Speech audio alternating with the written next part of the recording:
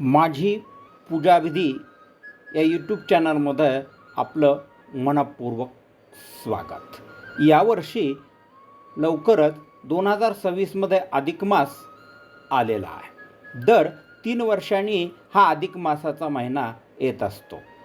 तर हा अधिक मास कधी सुरू होत आहे, हा अधिक मास कोणत्या महिन्यामध्ये आलेला आहे, हा अधिक मास कधी संपतो, या अधिक मासाचे महत्त्व काय आहे, या महिन्यामध्ये कोणती कृत्य करावीत, कोणती कृत्य करू नयेत, काय खावे काय खाऊ नये, काय करावे काय करू नये, हे आपण आज या व्हिडिओच्या माध्यमातून पाहणार आहोत।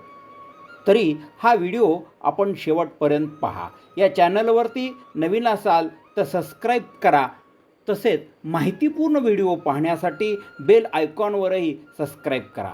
तसेच कमेंट बॉक्समध्ये ओम नमो भगवते वासुदेवाय असं लिहा आणि तेवढंच आपलं त्या निमित्तानं नामस्मरण होईल। इंग्रजी कॅलेंडरनुसार 2026 या वर्षी धोंड्याचा महिना अधिक महिना म्हणून आलेला आहे।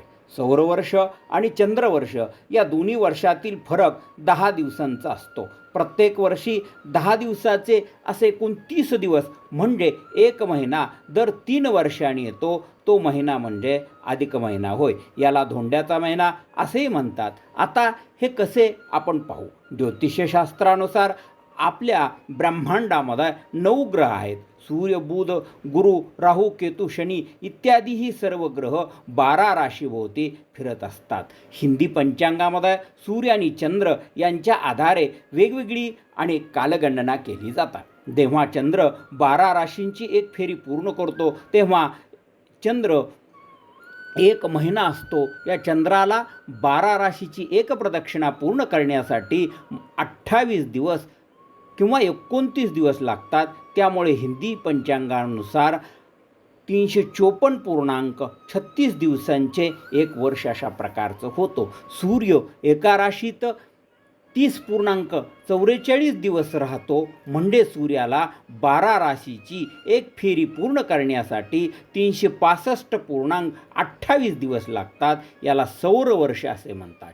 चंद्रवर्ष आणि सौरवर्ष यामध्ये 10.92 दिवसांचा फरक पडतो। हा फरक समायोजित करण्यासाठी पंचांगामध्ये दर 32 महिन्यांनी आणि 14 दिवसांनी अधिक मास हा ज्योतिष ग्रंथामध्ये अधिक मास आणि केलेला आहे। ही अधिक मास मोजण्याची एक अतिशय सोपी अशी पद्धत दिलेली आहे। भागवत पुराण, पद्मपुराण या धर्मग्रंथामध्ये नमूद केल्याप्रमाणे प्रत्येक महिन्याची एक अधिष्ठता देवता आणि आहे, परंतु अधिक मासामध्ये कोणतीही अधिष्ठाता देवता नाही। त्यामुळे तो महिना अपवित्र महिना म्हणून ओळखला जाऊ लागला।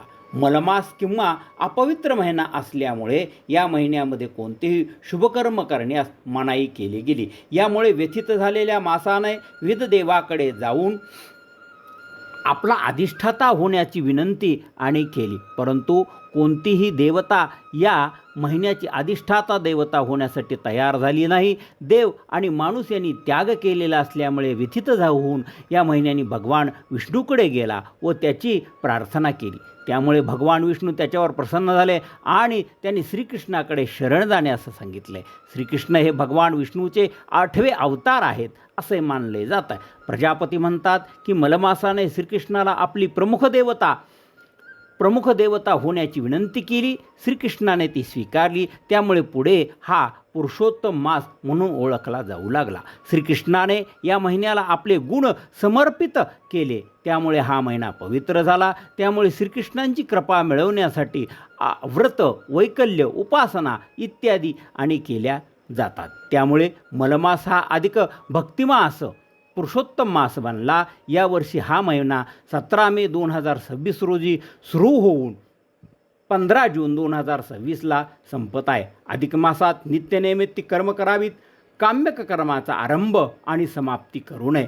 ग्रहारंभ, वास्तुशांती, संन्यास ग्रहण, नूतन ग्रहण, दिशा, विवाह, उपनयन, चौल, देवप्रतिष्ठता इत्यादी कर्मे या महिन्यामध्ये करू नयेत। या महिन्यामध्ये उपोषण, आयाचित्त, नक्तभोजन, एकभुक्त, महिनाभर तांबूलदान, देवापुढे अखंड दीप, गंगा स्नान, मौन भोजन, दान धर्म, पूजन, देवाला अभिषेक, सत्यनारायण, गीता वाचन, भजन, पूजन इत्यादी कर्म करावीत आणि या महिन्यामध्ये जास्तीत जास्त पुण्य प्राप्त करून घ्यावं. ज्यांना कुणाला पुण्य प्राप्त करायचं असेल त्यांच्यासाठी हा व्हिडिओ आपण शेअर करावा आणि त्यांनाही या महिन्यामध्ये अधिक पुण्य प्राप्त करण्याचा आणि करण्याची त्यांना संधी द्यावी. जय श्रीराम.